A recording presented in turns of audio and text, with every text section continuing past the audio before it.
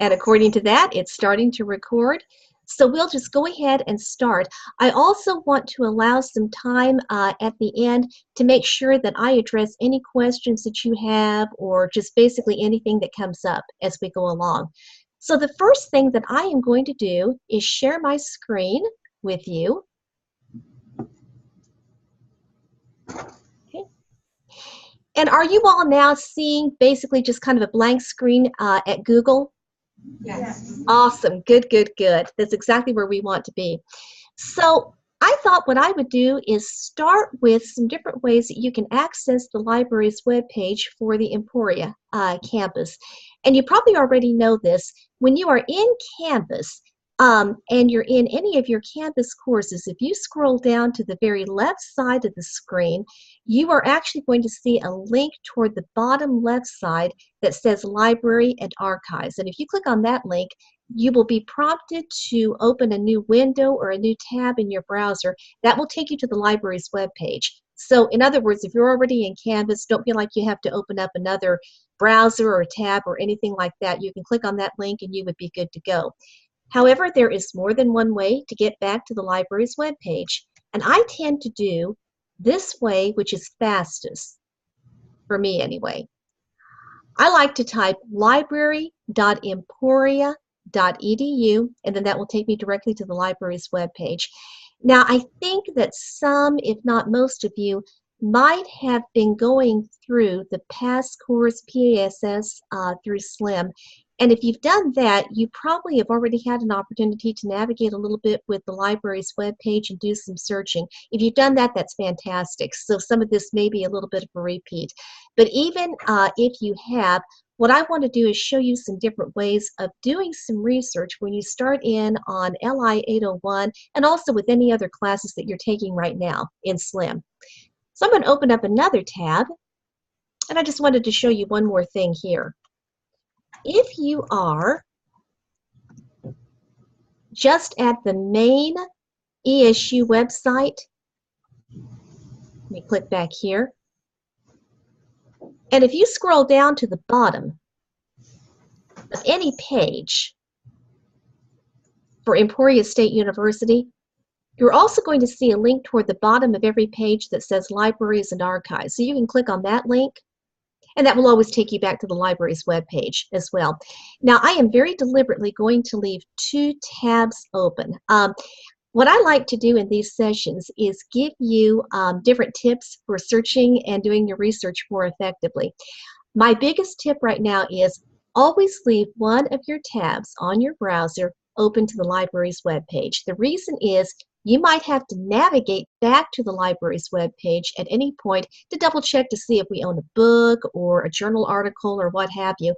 And if you leave one tab open to take care of those particular tasks, you are not going to lose the searching that you're doing in other databases or in Google. So that's just kind of an FYI. So I just wanted to highlight a few things here on this webpage, and then we're going to have some fun with some searching. Some things that you'll see over here toward the right side of the screen are a few buttons such as Interlibrary Loan, My Library Account, and so forth. Interlibrary Loan, you may already be familiar with this. That's a service, of course, in which you can borrow books and you can obtain PDF copies of articles that are owned by other libraries. However, let's say that you find a print copy of a book that is owned by the library here on the Emporia campus, and you really need it, but you're a distance education student. Use this interlibrary loan link to basically go ahead and process a request for that book, even though it's owned by the Emporia campus library. The reason is you can actually request that a book that's owned by the campus library here be packaged up, checked out to you, and then mailed to you at your home address. And you would go ahead and then just mail it back. You would have to pay the postage, but that's a little bit easier than trying to drive back and forth. But you would use the interlibrary loan link to do that.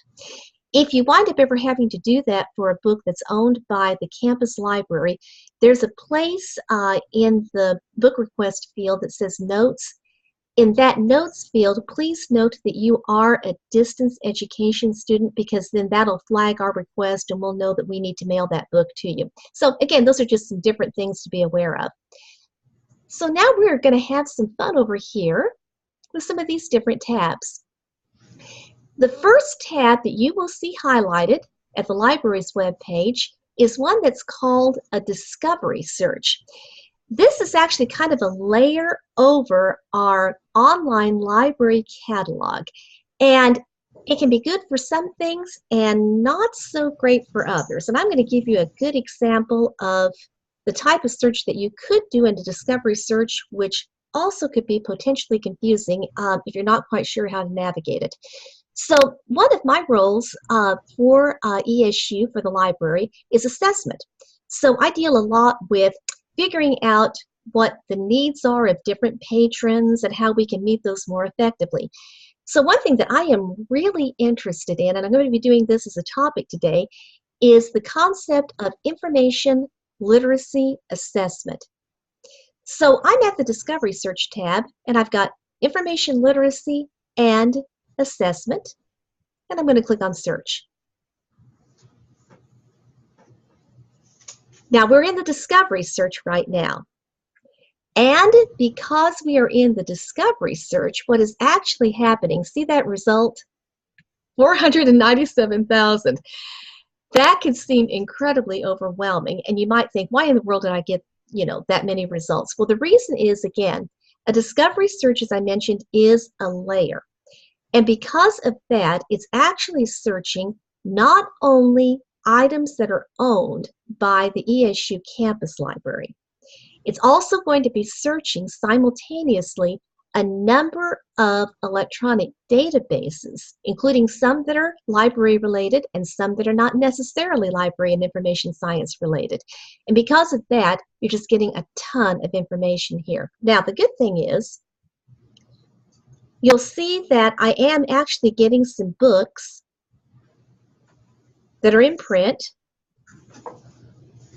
But then look at record number 3. Record number 3 actually turned out to be the PDF full text of an article, and that was actually pulled in from another database. And in fact, from an LIS standpoint, we can see here that this was actually pulled in from a database called Professional Development Collection. So we're searching a lot of databases plus the library catalog simultaneously.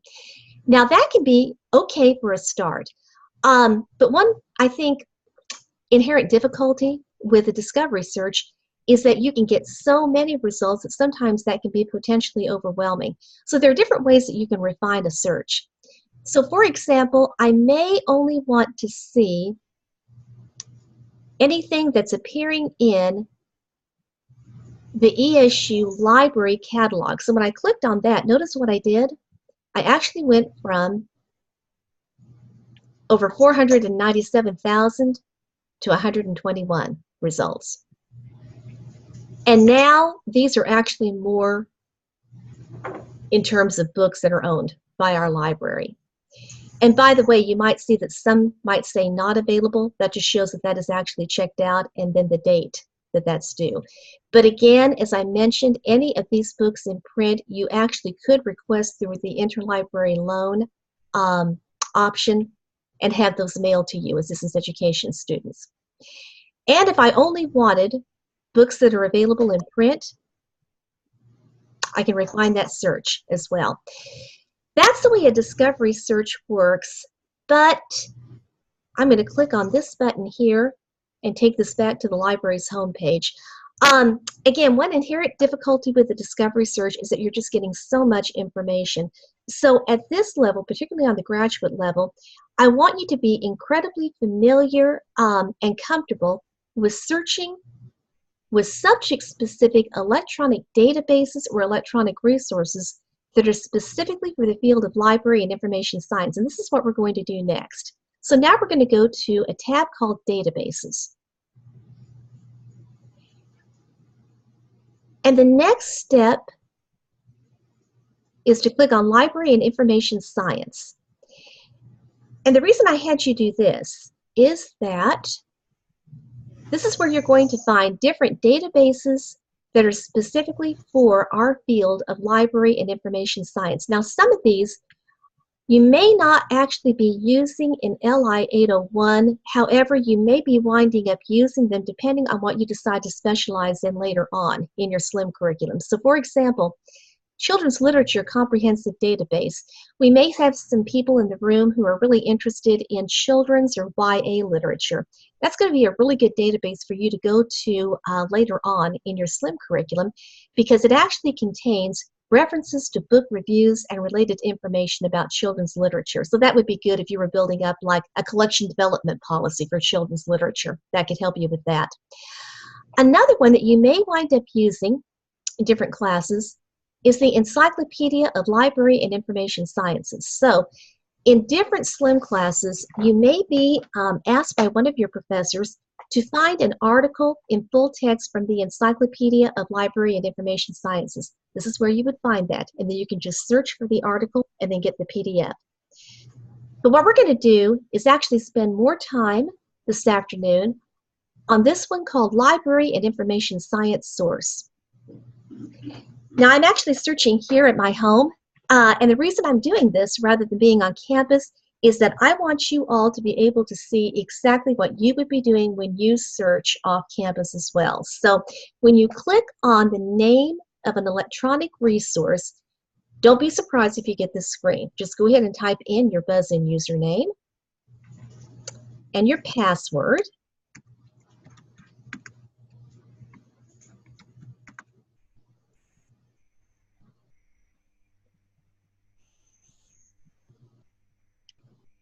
And then that actually authenticates you as an Emporia State currently enrolled student.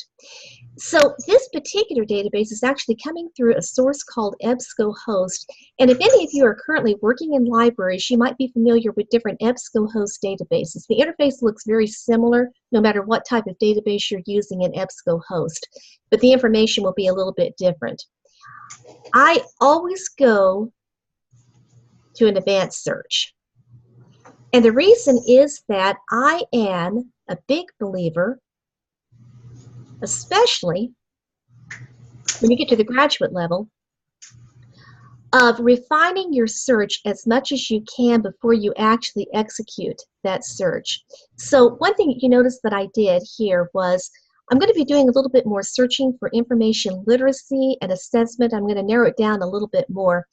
But I actually said that I want my words to appear in the abstract of these items. And the reason I did that is if I just left this as select a field, which is the default for that, the problem with that is with a keyword search, it's incredibly broad. And if I don't narrow that down right off the bat, I'm going to wind up getting a lot of references to items in which my words, information literacy, and then maybe also the words assessment could appear anywhere. They could appear somewhere in the full text of the article, even if it has absolutely nothing to do with the particular topic in question. So I generally will start with narrowing my search to an abstract. So we're going to go back in just a second and put a search in. I'm going to scroll down here and show you some other search options that you may want to do depending upon your topic.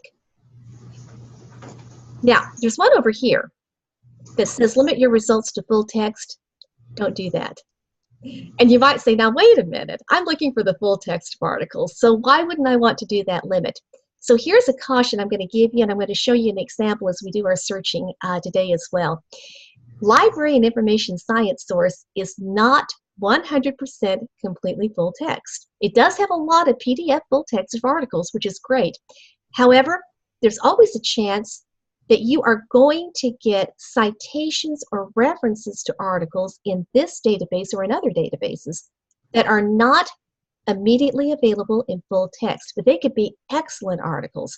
You will always want to check and see if the full text of that article might be available elsewhere. It might be on Google Scholar. It also might be in another database or another resource in our library. And that is why I never limit to just full text, because I'm probably going to eliminate some things that I would really want.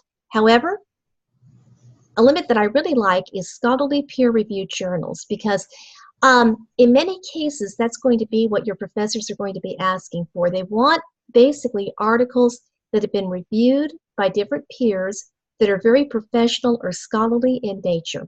You could narrow that down a little bit more over here by saying academic journal as well. I'm not going to do that right now, but you could. So we're going to go back up here. And let's build our search a little bit more. Let's do information literacy. And I'm going to use the Boolean operator of and because I want something and something else in my search for information. And let's do just the word academic. If I were interested more in a public library perspective, I could do like public or public libraries. Same thing in terms of archives or special libraries. I tend to think about the type of library that I'm interested in researching as well. So we're going to click on search. There is really no magic number on the exact number of articles that are good or not so great. I always say that if you get a pretty manageable number, you're probably doing pretty well. If you don't get very many results from a search, look at the words you're using. You might be using something that's a little bit more specific, and you might have to think of a related term that might be a little bit broader in approach.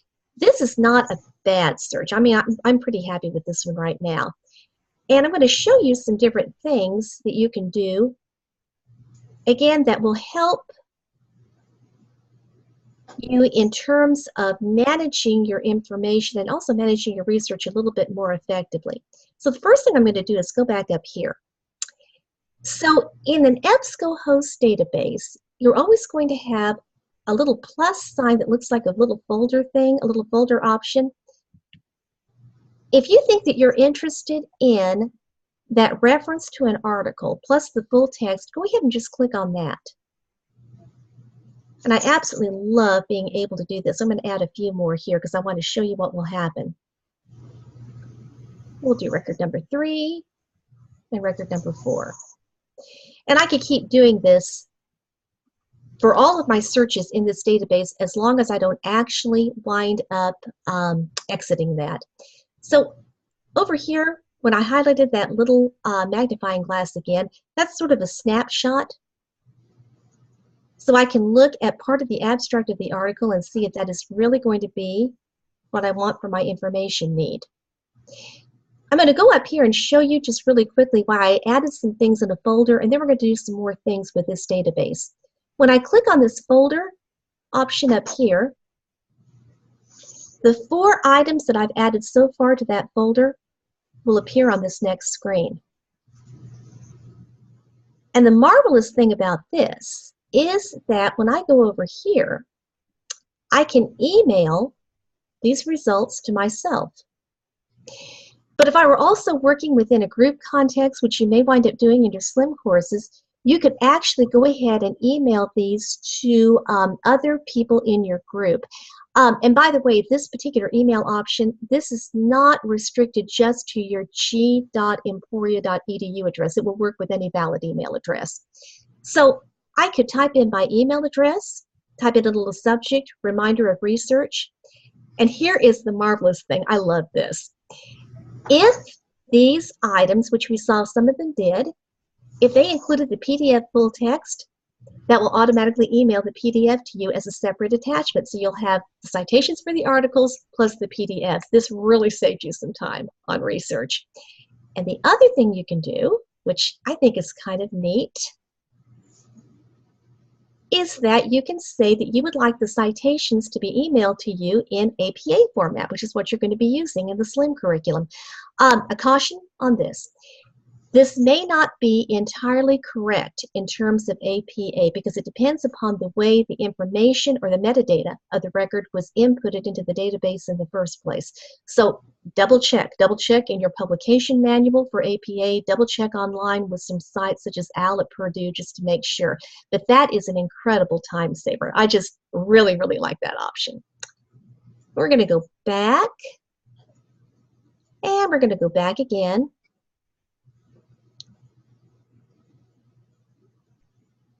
There we go.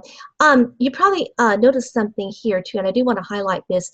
You may have noticed that I was using the back options that were within the database rather than going up here to a normal back button that I have in Google Chrome or other browsers. I did that very deliberately. Since we're logged into this database, if I were to use this back button over here on the browser, there is a very good chance that that browser session may have timed out, even though it doesn't look like it would. And if I clicked on this back button, I might wind up exiting the database completely and totally losing my search. Nobody wants to do that. You sure don't want to do that when you're crunched for time. So within a database itself, if you have navigation buttons or links within that database to go back, use those, because then that will keep you within the search. It's not going to time you out or anything. So let's have some more fun over here. My husband always teases me, by the way. He is a graduate student also at ESU in business. And if I ever say I'm going to have some fun with searching, he will generally look at me and he'll say, honey, you have to remember you're a librarian and that's fun for you. It might not be so much fun for everybody, so I have to be aware of that. So let's look at, let's go ahead and stay with record number 5. And I clicked on that just to see a complete record.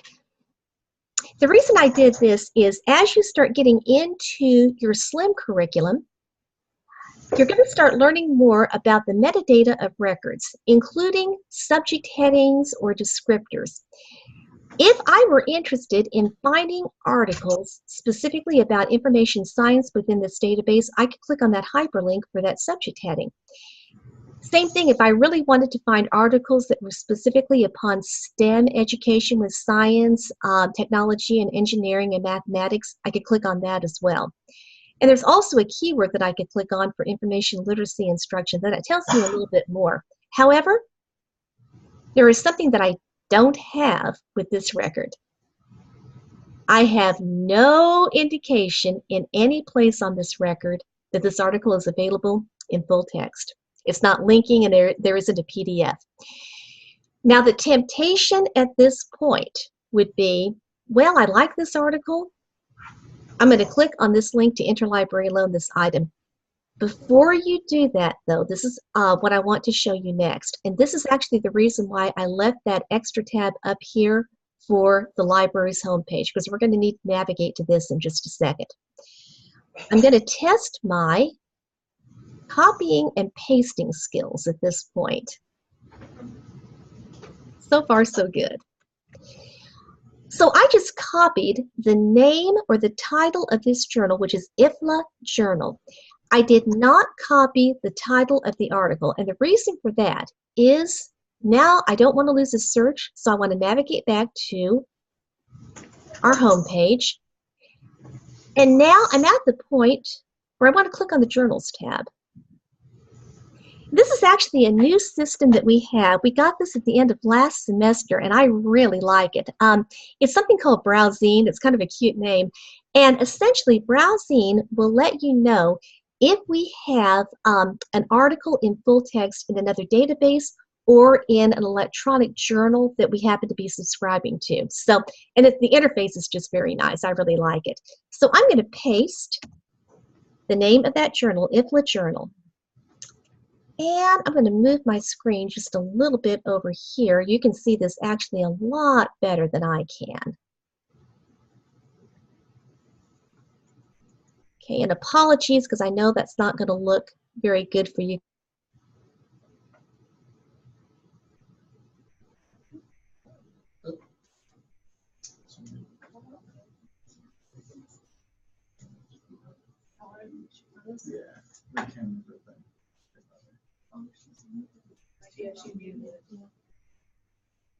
Oh.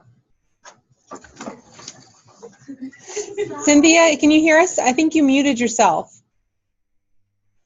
Oh, I did that. Somebody typed in it. I didn't know.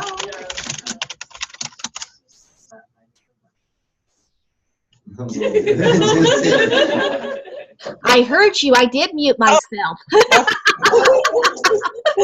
Oh, that's what happens when you start clicking on too many things. Oh my goodness. Okay, so did you all hear the point where I had copied and pasted the title of the journal, IFLA journal? And into browsing. Yep. Okay, into browsing. Okay. So I think what I'm going to do, just because, let me move this a little bit more. Thanks for letting me know that. I had to move my screen a little bit so I could see stuff a little bit better, and then it just, I tell you. So I'm going to go back here just in case you didn't hear me when I was doing this, and also just to make sure that you all are very comfortable doing that. I'm going to go back to the library's webpage. There we go. Okay, so now again, I'm going to go to the Journals tab, back into browsing, and I am copying the title of that journal, IFLA Journal. Now, this is actually going to tell me, and again, I'm going to move this screen a little bit more without muting myself again. This is exactly what I wanted you guys to see, and I wanted to see this as well. So, IFLA Journal, I have a little thing here that I need to click on. Now, this actually told me that IFLA Journal is not available online. It is available in print at our campus library from 1977 to 1987.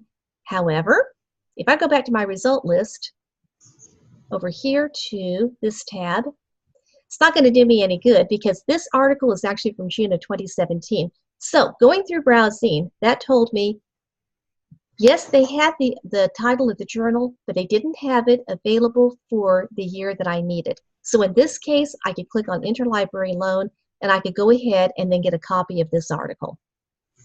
But let's look at another one. And I'm going to go back up here. And we're going to look at record number 4, a collaborative approach. Again, nothing here that says that we have the full text of the article. But again, testing by copying and pasting seals, I'm going to copy the title of the journal. Again, not the title of the article. I'm already in browsing, so I can go ahead, delete this search, search for Journal of Academic Librarianship. I'm going to have a little bit better luck with this one. This looks like a little book here. So we're going to click on this. And the Journal of Academic Librarianship, we actually have an electronic subscription to that. So going back over here, I'm looking for volume 42, issue 3 of this one.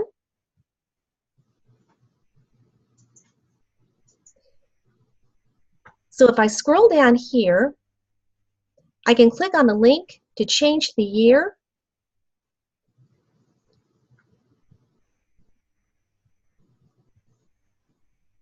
Go back to 2016.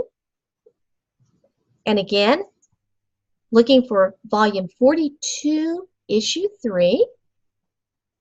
There it is. I'm going to have a lot better luck with this one. And when I scroll down, there it is, a collaborative approach to integrating information and academic literacy. So let's click on this. It's locating the full text for me, which is a very good thing, and perfect. So all I would have to do in this instance is click on download PDF, and I would have the PDF of that full article. So again, this is actually why, going back to our search, and then going back to our result list, there we go. Again, this is why I actually did not limit that search to the full, just available full text, because you see in this instance, we actually did have the article in question. We just had to do a search through browsing in order to get that. I'm going to go back to browsing for just a second because this is actually not required, but if you are ever interested, you can actually set up a free account with browsing, and when you do that, that actually will enable you to do some things like save articles as you find them in Browsing. You can save them to an account. So there's some really nice things that you can do with that as well. You can also go to Browsing Library, and you can actually browse available journals by different subject categories, which is kind of nice to be able to do. So under social science and behavioral science, there we are. And if I scroll down here, there's a separate link, a separate subcategory for library and information science. And this will actually let you search through a lot of different journals that are related to library and information science. Now, not all of these will be available through our library, but what you can do with this as well is actually pick out something that might look interesting. For example, if you're interested in archives and preservation, which a lot of people may be, you can click on some of these titles and browse through a table of contents. And if that full text is not available because we don't happen to subscribe to that specific journal electronically, that at least will give you some other options on browsing through the table of contents for citations or references to articles, again, that you could get through interlibrary loan. So that is just kind of a different way of navigating. There are just some different things that you can do with this. And I'm going to take this tab back again to our library's webpage. So we've looked at the discovery search, we've looked at databases to search, we've looked at journals, browsing, for locating the full text if that is actually at all available. We have research guides that are available on this tab, and one that might be of interest to you. I did a search for APA. This is an extremely basic, but kind of getting started on APA citation style help that I wrote. And this is based upon the latest edition of the publication manual of the American Psychological Association. So this can give you a start if you need any help on how to format, or if you needed to tweak a particular citation that you downloaded from a database. But in addition to that, some of you might be familiar with this site.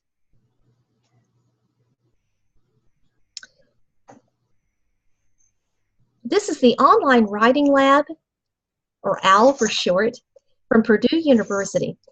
And I will often refer to this particular site for APA style if I need something that's a little bit more in-depth, but I need basically a refresher of how to do an in-text citation or how to do a citation for an electronic source, for example. One thing I wanted to show you in particular on this, and then I want to kind of stop at this point and see what specific questions you might have. There's a link on this side that says APA sample paper. I love this link. This will actually show you, with different color categories, blue boxes for writing and citing in APA style and green text boxes for explanations of APA style. This will actually show you what an APA paper should look like. This is incredibly helpful when you start getting to the point in which you're ready to actually write a paper and just kind of see what that sample should look like. So it's going to tell you everything, what the abstract should look like, how the formatting should look like on that page for the paper, and at the very end, what the references list should look like as well. APA is a little bit different because it doesn't call a bibliography or a works cited page as we do with MLA. They say references instead. So I just wanted to highlight that as well because I know that you all are getting ready to do a lot of different things. And again, for some of you, a lot of this may be very familiar to you.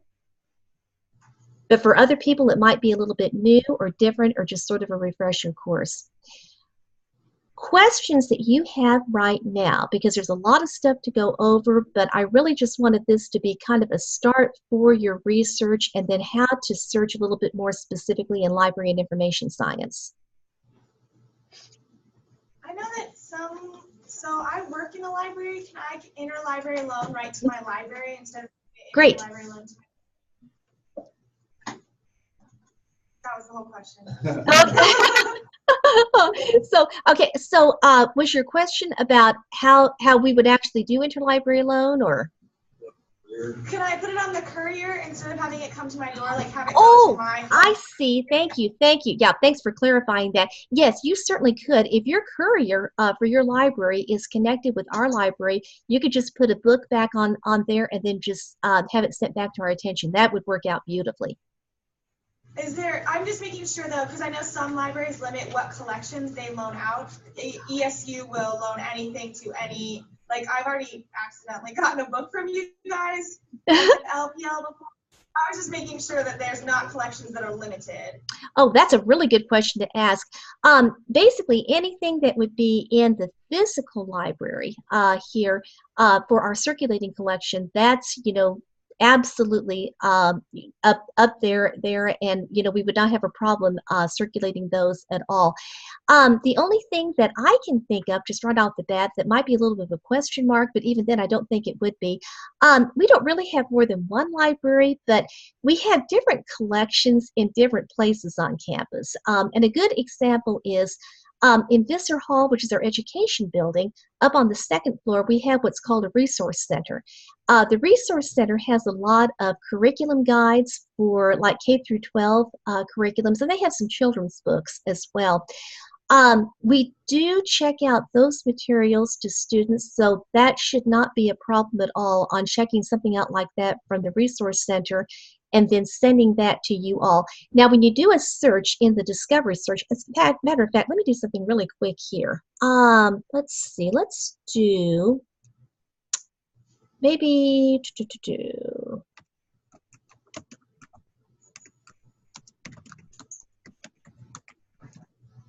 I'm doing another search in the discovery search. And the only reason I wanted to do that is I actually wanted to show you down here, filter by library location. I'm showing more. Okay. This basically shows you what we have available for that specific search that I did, Deck 1 or Deck 5, and then in the archives. I'm going to go ahead and cancel that. But if I had done a search for something that was more curriculum-based, the Teachers College Resource Center would have also showed up as a library location. So the only time that there might be, I don't know, even just a question mark on anything we might land is if something actually happened to be more in our special collections and archives and just really was non-circulating to anybody. But other than that, we should be fine. Thank you. You're welcome. That's a great question.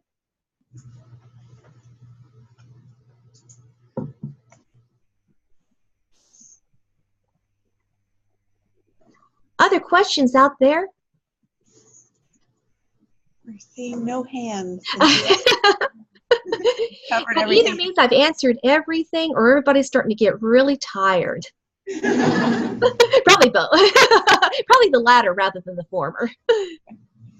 Does anyone have any questions about being an academic librarian in general, since Cynthia has a lot of experience in that area?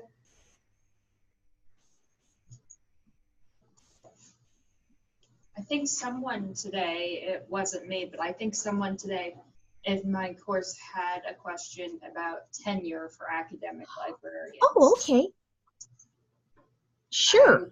I recall who they were. Yeah. Do you want to share a little bit about what that looks like for you, Cynthia? Oh, happy to do that. No worries.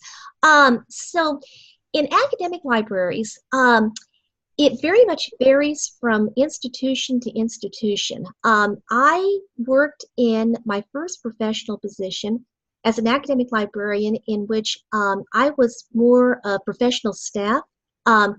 It was not a tenure track position or anything like that. And then in my second and current library positions, those were considered to be more with faculty rank and faculty status. If you are an academic librarian, in that particular instance, you generally will be required to do the same type of teaching / performance of primary duties, because our teaching takes place in a different context often. But it's teaching, performance of primary duties, research, and service. And one is usually held to the same standards that any other faculty member would be across the university.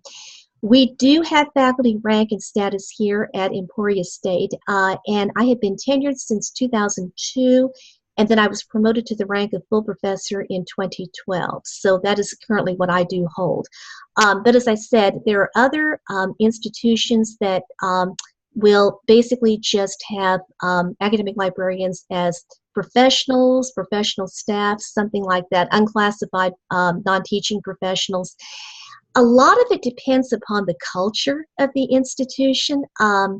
Having worked in both places, I'd say there are advantages and disadvantages to both.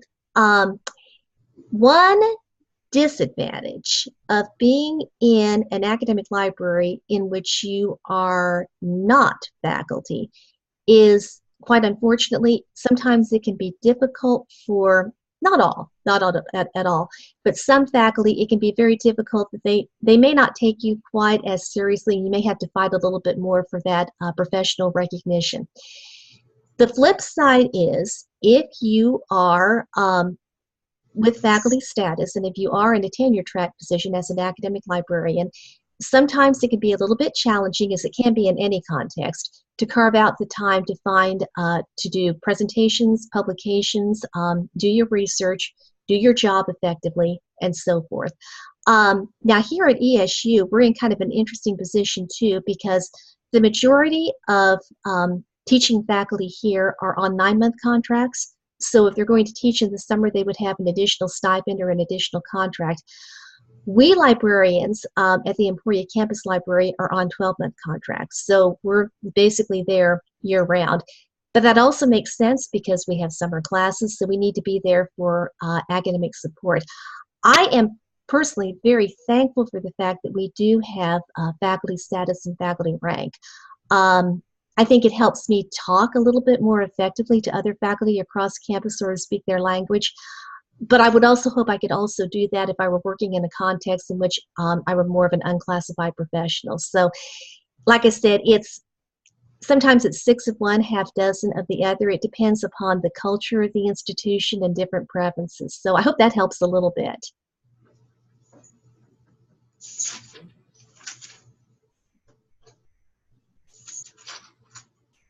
Can you pull up your contact information, Cynthia? So Yes, absolutely. I promised I was going to do that at the end of our period. So I'm going to go back over here. And actually, I'm going to show you more than one contact, not only me. If you go back to the library's webpage, and if you click on Library Directory,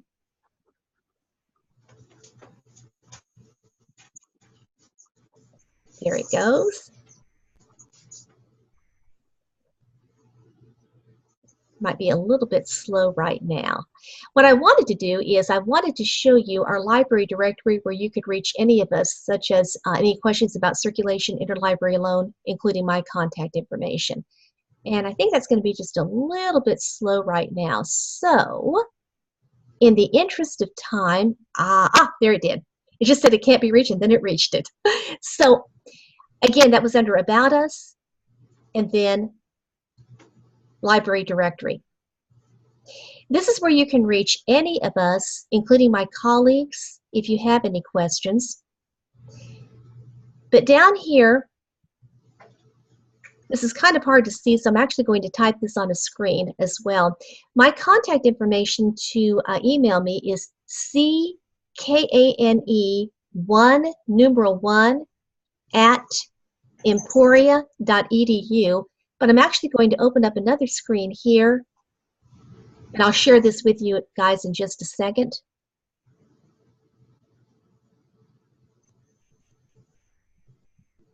Let's make that a little bit bigger.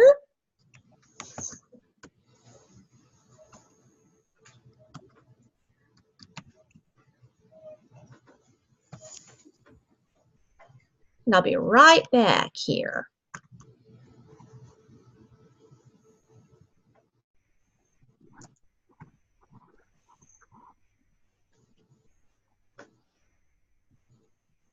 There we are.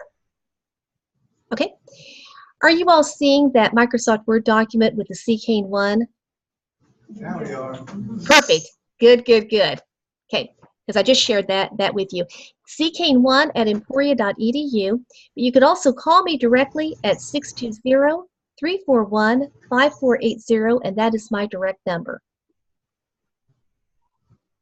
And I am happy to visit with any of you. I should also note for you too that sometimes it's easier if we can share our screens back and forth. So with this Zoom room that I'm using right now, if you would ever just want to set up a virtual research appointment with me using Zoom, I would love to do that, because then that way you can share your screen with me, I can share mine back with you. And sometimes I find that we can kind of take care of any searching difficulties within about 5 minutes that might take a lot of time if you're trying to email or even talk through them on the phone. So I'd love to do that with you with a virtual reference appointment. Do we just email to set that up? You sure could. And then I'll send you a Zoom invite so that you can set that up on your computer. With Zoom, if you've never done it on your computer or laptop before, if I send you a Zoom invite and you click on it, you'll be prompted to install the Zoom software, which is like just a little piece of software. It takes like about 5 seconds to install, so it's no big deal at all.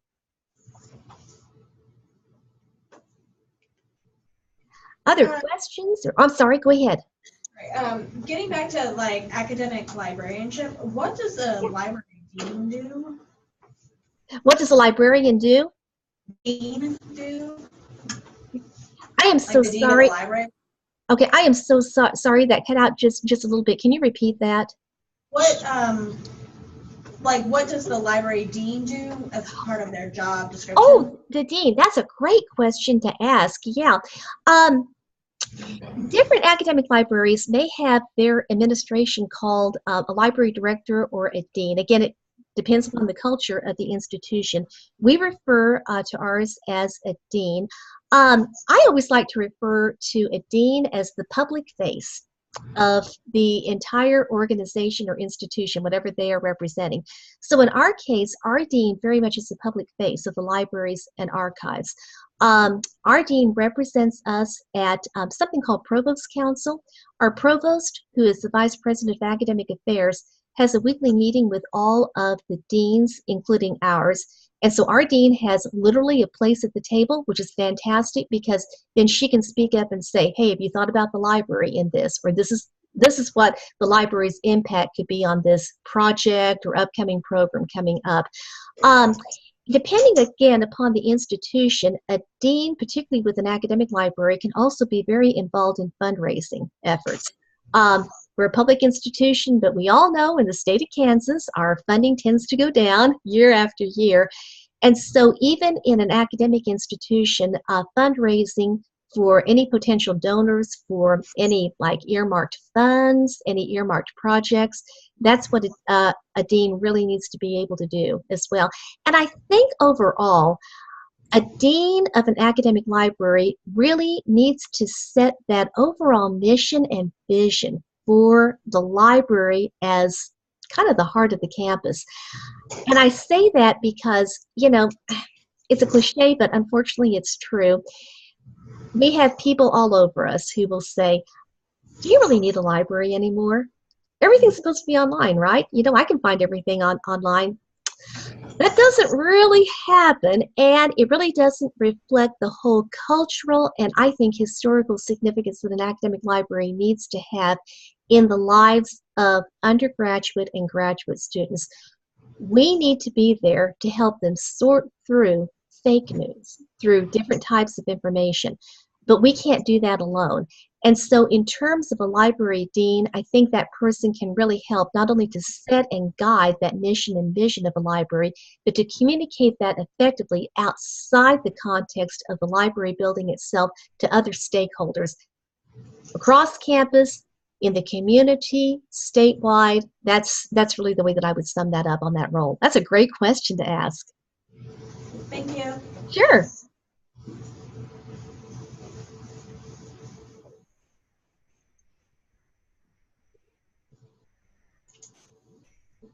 Any other questions? All good. Thank you so much, Cynthia. Oh, you are so welcome. Happy to do that. Oh, I can hear that. Thank you. Oh, well, again, there's my contact information. Don't hesitate to contact me if you have any questions or if anything is unclear. I promise not to mute myself again. I'll try to avoid doing that. And then I will go ahead and save this recording as a YouTube video, send that to your professors, and then they can put that on your campus courses. So have a fantastic afternoon. Thank you. Thank Bye-bye. Yeah. But again,